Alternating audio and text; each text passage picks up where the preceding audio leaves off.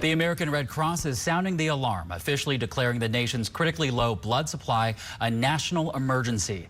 The nonprofit says blood donations have reached the lowest level in 20 years, fueled by a near 40% drop in donors. They say the problem is so bad that medical procedures could be delayed and lives could be put at risk. They're concerned that as winter weather and respiratory viruses peak, donations will continue to plummet. To emphasize how great the need is, the Red Cross is giving anyone who donates blood in the coming days a chance to win 2 tickets to the upcoming Super Bowl. Joining us now is Rodney Wilson. He's the senior biomedical communications specialist at the American Red Cross. Rodney, thanks for being here. Why are blood donations so low right now? Well, this is a challenging time of year in general. As we come out of the holidays, we typically see a decrease in blood donations around Christmas and New Year's, and this year was no exception to that. We saw a shortfall of about 7,000 blood donations during that time frame.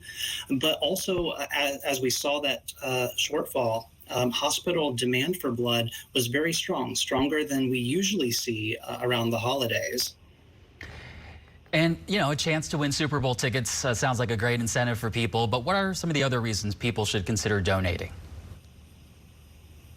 Well, yeah, when you donate blood, you're helping to save lives, and that's a wonderful feeling. But when you donate, there's a number of benefits to you. If you give through the Red Cross, you can track where your blood donation goes through our Red Cross blood donor app. You can see exactly which hospital receives your blood. And we find that people, when they know where their blood goes, they're very excited to come back and donate again. And also through the app, you're able to track your vital statistics that we take during your blood donation. So over time, you can look at a history of your own blood pressure and iron levels. And that's an indicator to you if when you donate, maybe in one donation, those numbers are significantly different. That could be an indication to you to get your own medical check with your doctor. While we have you, last year, the Food and Drug Administration updated its guidelines that would allow more gay and bisexual men to donate blood. Has that opened the door to more donations, or is there still kind of a mindset that people in the LGBTQ+ community can't donate? Yeah, well, this change by the FDA has made blood donation more inclusive than ever. So particularly members of the LGBTQ community who may not have been able to donate before may now be eligible to give. And we have seen a number of people across the country since this change coming in and volunteering to tell us that they are newly eligible under this new guidance. So we're very encouraged by that, that more people are now able to give. And the process that the FDA outlined that we're following also keeps the blood supply safe. Rodney, your website mentioned that hospital floors are full of kids that need blood. Why are they such a vulnerable group in need right now?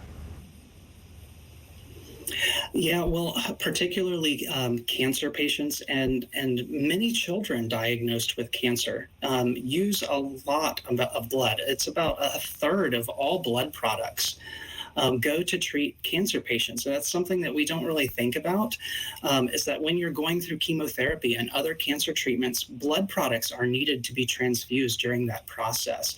And almost all of us know someone who's gone through cancer treatment. And if you think about who in your life you know who has had cancer, you can thank a blood donor for helping them to survive their treatment. If people want to donate, what are the requirements and how can people get connected? Yeah, well, you have to be at least 17 years old or 16 with a signed parental consent form, be in general good health, and 110 pounds. And there's a number of other criteria that might make you ineligible, certain medications that you're taking or international travel.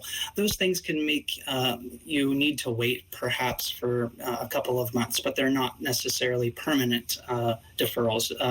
But if you have any questions about your eligibility, all of the eligibility information is on our website, redcrossblood.org. And you can look at all of that information, and you can also schedule an appointment online, find a blood drive that's near you.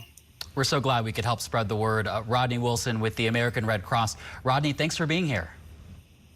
Thank you so much.